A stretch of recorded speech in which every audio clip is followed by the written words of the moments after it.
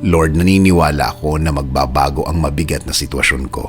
Lord, thank you for today. Thank you for another day. Maraming salamat sa bagong pagkakataon na ibinigay niyo sa akin.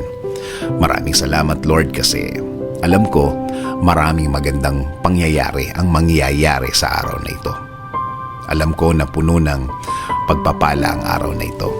Maraming magagandang pangyayari ang ibibigay niyo sa akin.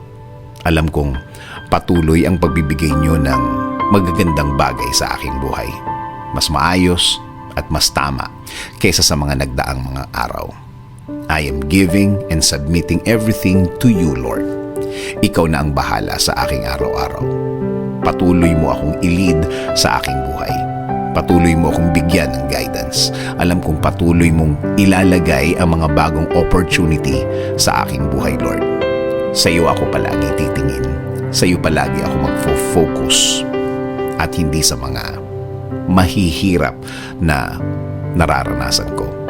At hindi sa mga sitwasyon na nasa harap ko.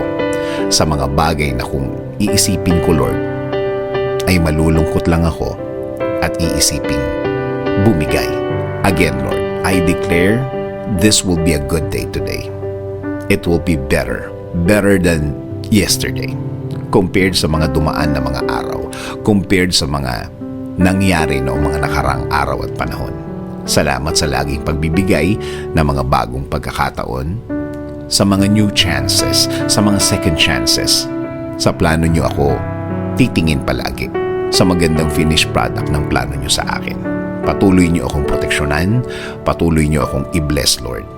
Patuloy niyong ilagay ang mga tamang opportunities sa aking way. Patuloy niyo pong ilagay ang mga tamang impluensya sa aking mga dinadaanan, Lord. Sa aking mga dadaanan, Lord.